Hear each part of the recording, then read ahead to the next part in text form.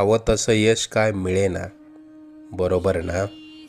आता ही धावपळ सोडून कुठेतरी लांब निघून जावंसं वाटतंय ना?